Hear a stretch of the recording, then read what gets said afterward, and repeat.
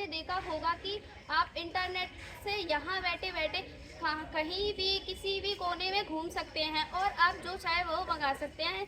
और आपने देखा होगा कि अगर आपको भूख लगती है तो खाने से अमेज़न से जो भी मंगा सकते हैं, फ्लिपकार्ट। और आपको अगर कहीं कपड़े मंगाने हो तो वो भी आप किसी से भी मंगा सकते हैं। लेकिन आपने कभी भी बाज़ार में देखा होगा आपको लूटने वाले कई लोग होते हैं और आप चोरी करने वाले भी कई लोग होते हैं। इंटरनेट भी कुछ ऐसे लोगों से ही भरा हुआ है, लेकिन आपको इन लोगों से सुरक्षित रहना है। द्वारा समझाएंगे।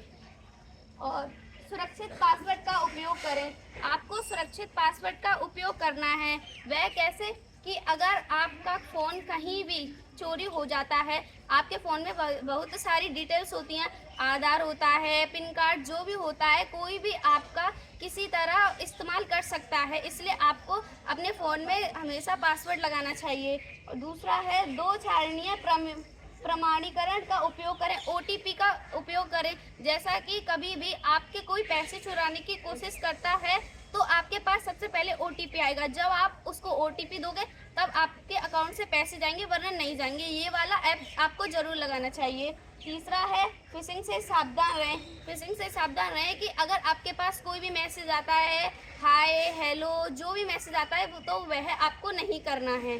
चौथा है सोशल मीडिया प्रोफाइल को निजी रखें। यानी कि अगर आपको ऊपर वाला लॉक तो करना ही करना है, लेकिन जो आपके ऐप होते हैं हमें उस पर भी लॉक लगा के रखना चाहिए। क्योंकि और आपके यह लॉक ऐसा होता है कि अगर आपका कोई ऊपर वाला लॉक भी खोल देता है और जब नीचे वाला लॉक खोलने वाला होता है उस पर नहीं खुलता, अगर वो तुड़वाता भी है तो यह टूटने के बाद इसकी जो भी अंदर इसके सारी डिटेल्स होंगी वो ख़त्म हो जाएंगी। और चौथा है अनचाहे निर्मित संदेशों को निगरानी करें।